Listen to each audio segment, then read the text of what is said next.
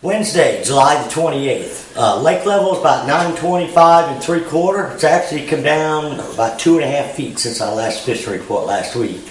The last 24 hours, it's came down right at a foot. So they're finally catching up with the water that's coming in. They're still, pulling it quite a bit. If they continue pulling it like this, it should drop anywhere from 8 to 10 inches a day, provided we don't get any more rain. I don't think we're supposed to.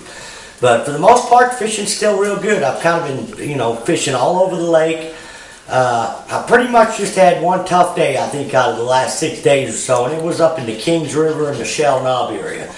I say tough fishing, we probably caught 12 to 15 fish in 4 hours, but they weren't the size, and we had been catching a lot more numbers of fish.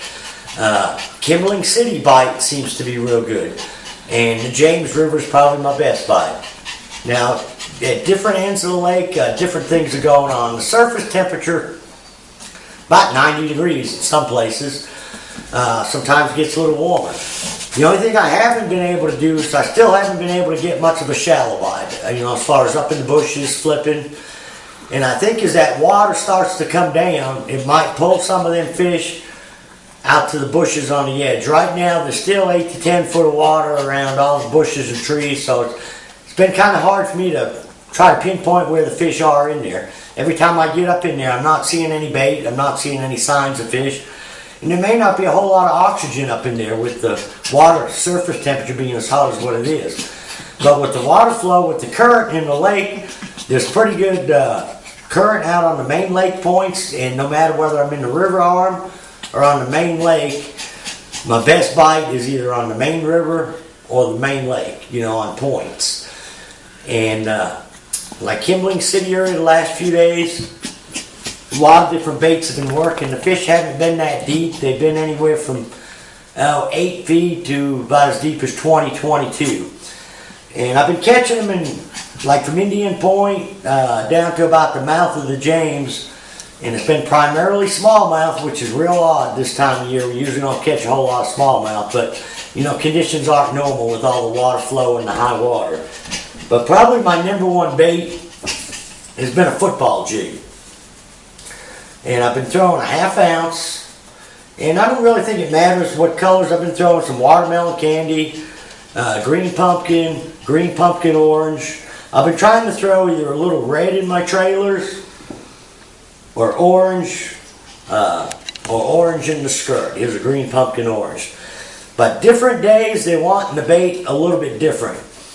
A lot of the bite, it seems like if you're reeling in and you get a bite, then the fish are kind of telling you they want that jig moving. So what I've been doing is letting it get down the bottom and kind of ripping it, 3 or 4 feet off the bottom, let it go back down.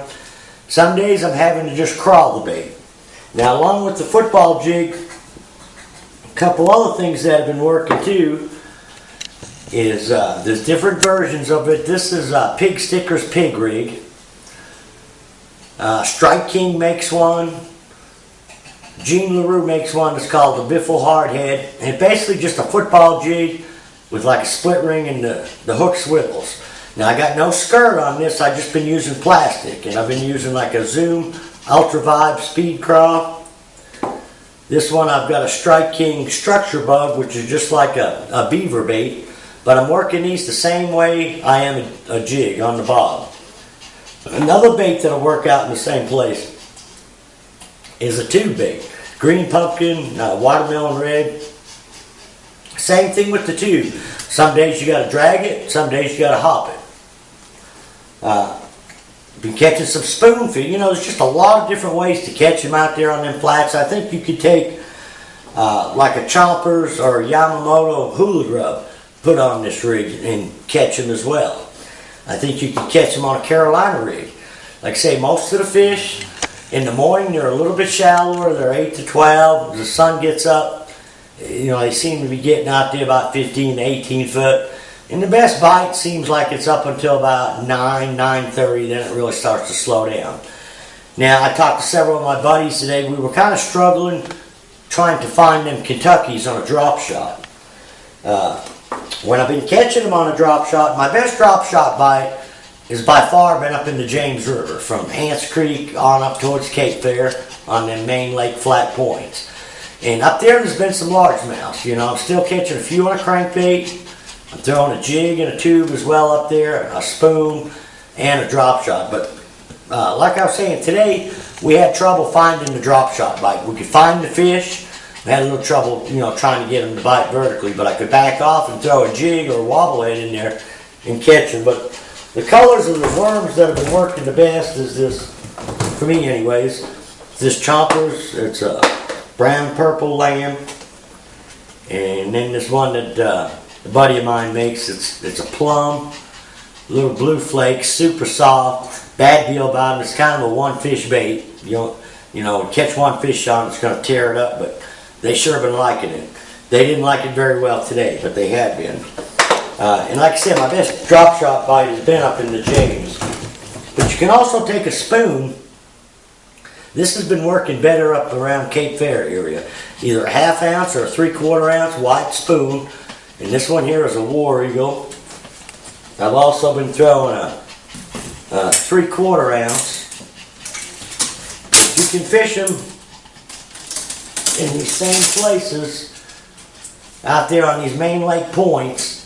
And what I'm doing with the spoon is just making a long cast, letting it go to the bottom, and just ripping it back off the bottom, you know, 3 or 4 feet jerks, working it all the way back to the boat like that.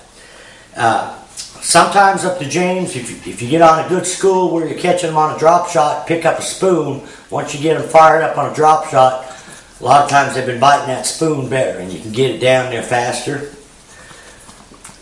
Also today we took and threw the 3/4 ounce spoon in the stalls of some deep docks, which is normally a real good summertime pattern. It hadn't been real strong this summer because a lot of the fish really hadn't been suspended real deep over them docks. Most of the fish we've been catching have been out there where the current is, you know, out there on the main lake points. But I did catch a couple fish, some good solid Kentuckys on the jig and spoon around some deep docks. So a lot of different things happening. You know, I think this bite that's going on fairly shallow with the smallmouths on the jig and the tube, I'm afraid it's going to start to taper off as hot as that water's getting. And I'm afraid that whenever they get the lake down a little bit more and they start slowing the generation down, it's really going to scatter them fish and probably start setting that thermocline out there a little bit deeper. The good thing about that is it should concentrate them Kentuckys out there a little better. And also what it's going to do, like I say, as the water gets out of the bushes, what fish are in there should pull out more to the end bushes where they're a little bit easier to try to find and try to catch.